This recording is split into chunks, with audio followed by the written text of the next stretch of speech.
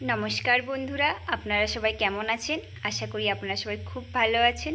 আবারও একটি নতুন ভিডিওতে আপনাদের সবাইকে স্বাগত জানিয়ে ভিডিওটি শুরু করছি। কিট্টু সোনার অন্নপ্রাশনের দিন ওর মামা বাড়ি থেকে যে পাঞ্জাবিটি দেওয়া হবে, সেই পাঞ্জাবিটি আমি ফেসবুক অ্যাপের ঔরঙ্গ বলে একটি সংস্থার কাছ থেকে অর্ডার দিয়েছিলাম। সেই পাঞ্জাবিটি এখন এসেছে, একটি কুরিয়ার দাদা নিয়ে এসেছে। আমি কুরিয়ার দাদাটিকে একটি পাসওয়ার্ড দিয়ে পাঞ্জাবিটি রিসিভ করছিলাম ওনার কাছ থেকে। পার্সেলটা আমি রিসিভ করে নিয়ে চলে এসেছি। এখন পার্সেলটা খুলবো আর দেখবো পাঞ্জাবিটা কেমন হয়েছে।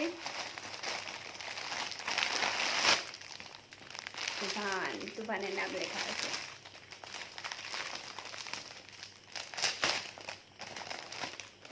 এই দেখো, ঔরঙ্গ, এটা থেকে আমি নিয়েছি জিনিসটা ফেসবুকে।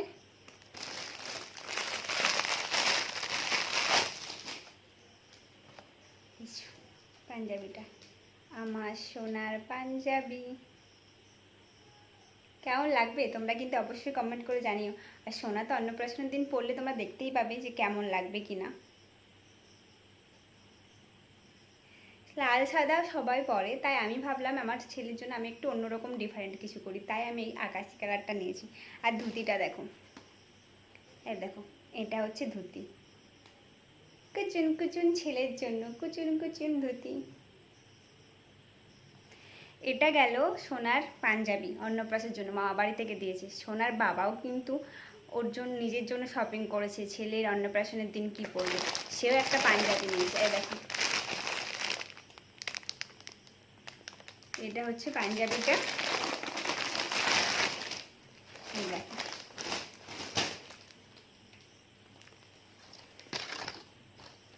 এই পাঞ্জাবিটা তুফান নিয়েছে ওর সোনার অন্নপ্রাশনের দিন পরার জন্য, আর তার সাথে প্যান্টটাও আছে।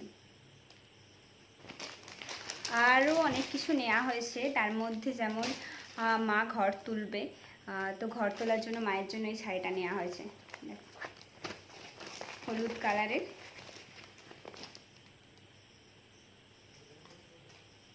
এটা নিয়েছে।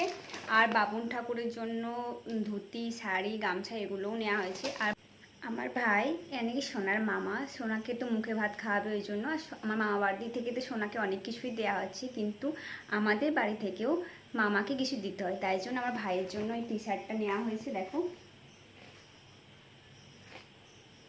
যদিও আমার মনে হয়েছে যে ওই দিন টি শার্ট দেওয়াটা ঠিক না, তাই ওকে বলেছি তোর পছন্দ মতো একটা কিছু কিনে নিস। দেখি ও কি কেনে, তাও আমাদের তরফ থেকে এটা কেনা হয়েছে ওর জন্য। আর একটা এই প্যান্টটা নেওয়া হয়েছে। এখনও অনেক কিছু শপিং বাকি আছে, অনেক কেনাকাটা বাকি আছে। অন্নপ্রাশন চলেই আসলো বাড়ির সামনে, মানে কত কিছু প্রিপারেশন চলছে, বাকি আছে। এত বৃষ্টি হচ্ছে, সবাই টেনশনে আছে কি হবে না হবে, আদৌ ভালোভাবে কাজটা সম্পূর্ণ হবে কি না, বৃষ্টিতে সব কিছু নষ্ট না হয়ে যায়। তাই ভগবানের কাছে একটাই প্রে করছি যেন সব কিছু ভালোভাবে মেটে। তো চলো বন্ধুরা, আজকের মতো এইটুকুই, দেখা হচ্ছে পরবর্তী ব্লগে। ততক্ষণের জন্য তোমরা ভালো থেকো, টাটা।